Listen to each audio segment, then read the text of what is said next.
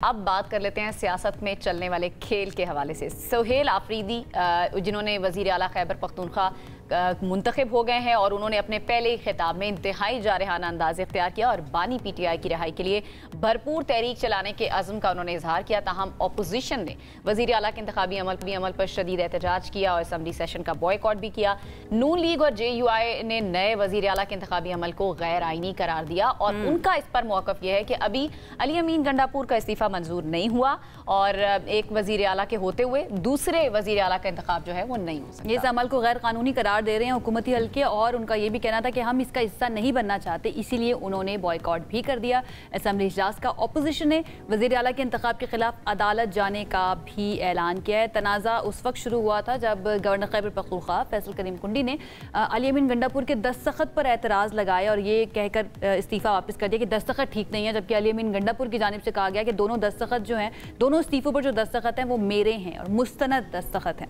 बहरहाल इस सारे मामले के ऊपर हमने बात करनी है, लेकिन सुहेल आफरीदी जो हैं उनको 90 वोट पड़े और उसके बाद वो वजीर आला KPK बन चुकी हैं। उनकी जिस वक्त उनका जब नाम अनाउंस हुआ था उसके ऊपर कई जो हल्के हैं वो मुख्तलिफ राय दे रहे थे, इवन PTI के अंदर से भी काफ़ी एतराज़ात सामने आए थे, लेकिन एट द एंड ये सारा मामला जो है वो अच्छे तरीके से हल हुआ विद इन PTI और सुहेल आफरीदी नए वजीर आला बन के। अब कुछ हल्के ये कह रहे हैं कि सुहेल आफरीदी जो है ना वो KP की जो यूथ है उसके अंदर बहुत ज़्यादा पॉपुलर है और उन्होंने जो पहली बात की है यही बात अली अमीन गंडापुर भी करते आए थे। स्पेशली उन्होंने तो 90 दिन की एक डेडलाइन भी दी थी कि 90 दिन तक अगर मैं नहीं इस काबिल होता कि बानी PTI को रिहा करवा लूँ तो मैं चला जाऊंगा घर। लगे सर है वो वाकई में चले गए।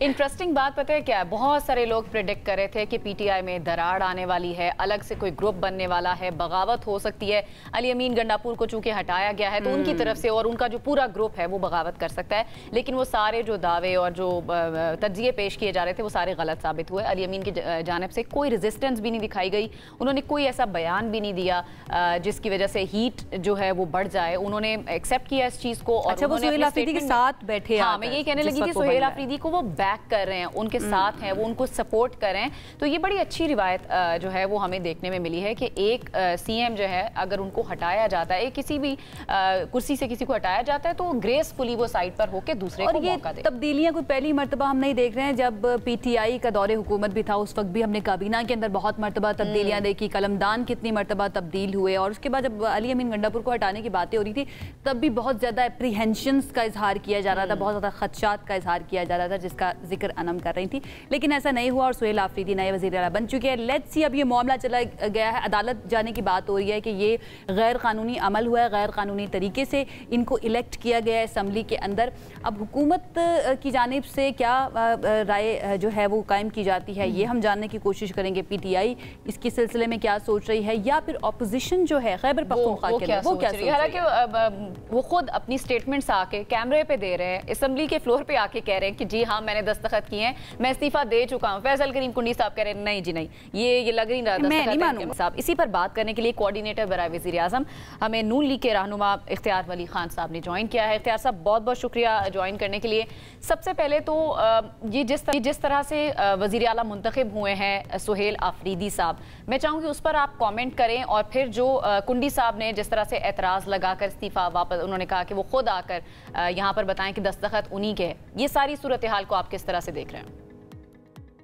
बिस्मिल्लाहिर्रहमानिर्रहीम, बहुत शुक्रिया। इनफैक्ट देखिए, जो गवर्नर का एतराज़ है वो अपनी जगह पर बजाय इसलिए है कि आपके इस्तीफे एक नहीं है, दो हैं और आपके साइन भी दो हैं और आपका एक साइन दूसरे साइन से मिलता नहीं, तो अपने दस्तखतों को तो पहले ठीक कर लें। तो डेफिनेटली ये उनका प्रोगेटिव है और उनकी जिम्मेदारी है कि उनके पास जो सरकारी डॉक्यूमेंट जाता है वो रिकॉर्ड का हिस्सा बनता है और एक सूबे की बात है, कोई किसी नाज़म कौंसलर का इस्तीफा तो है नहीं, तो उसकी वेरिफिकेशन जो है वो जरूरी होती है। इसीलिए उनको बुला लिया था 15 तारीख को और उजलत में फिर वजीर आला का इंतखाब किया गया, जो मेरे ख्याल में होना नहीं चाहिए था।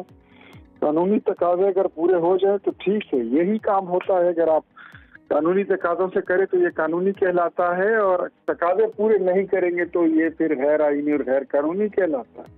तो जो अमल था एक ठीक ठाक अमल था। अगर आपके पास इतना मैंडेट था तो फिर आपको घबराने की क्या जरूरत थी, 2-3 दिन आप ठहर जाते, कर लेते, लेकिन ये ऐसे इनको नहीं करना चाहिए। तो this is not the way. ठीक है। अब इख्तियार साहब, आपका मैं स्टेटमेंट भी पढ़ रही थी, आप ऑलरेडी इसको कह चुके हैं कि गैर कानूनी तरीके से वज़ीर आला बने हैं सुहेल आफरीदी साहब। अब अदालत में भी ये मामला जाने की बात हो रही है, चला भी गया। आप कितने पुरुम्मीद हैं और क्या आपको लगता है कि अदालत में जाने से ये मामला जो है हल की तरफ जाएगा? क्योंकि हम माजी में भी देख चुके हैं कि इस तरह के मामला बहुत लंबा अरसा तक भी चलते हैं, तो उस वक्त फिर सूबे का क्या होगा? देखिए, एक जिस तरह गाड़ी की रजिस्ट्रेशन होती है, उस पर कस्टम पे होता है, फिर रजिस्ट्रेशन होती है, वो एक कानूनी गाड़ी होती है। एक गाड़ी होती है जिसके पे आपने कस्टम भी पे नहीं किया, एक गाड़ी होती है जिसकी आपने रजिस्ट्रेशन भी नहीं की है, तो वो नॉन कस्टम पेड और बगैर नंबर प्लेट की गाड़ी कहलाती है। अब जो हमारे वजीर आला बन चुके हैं, मुझे तो वो नॉन कस्टम पेड ही लग रहे हैं, वो कस्टम पेड तो है ही नहीं। साहब, लेकिन देखिए ना, गाड़ी को एक सूबे से तो नहीं कर सकते ना, एक सूबा जो है उसको चलाना एक बड़ा काम होता है, तो वो कुर्सी खाली थी। एग्जैक्टली। तो वही तो मैं कहता हूँ कि जिस बंदे ने कभी साइकिल नहीं चलाई है, उससे आप पूरा सूबा कैसे चला रहे हैं? आप कह रहे हैं कि एक्सपीरियंस किसी बंदे को आना चाहिए। बहुत बहुत शुक्रिया। चलिए, आपकी राय थी, बहुत शुक्रिया। इख्तियार वली खान साहब हमारे साथ मौजूद थे, डिप्टी प्राइम मिनिस्टर मुस्लिम लीग नून के रहनुमा। उनका मौक़िफ़ हमने आपके सामने रखा, जो कि गवर्नमेंट का भी हम कह सकते हैं टू सम एक्सटेंट मौक़िफ़ है।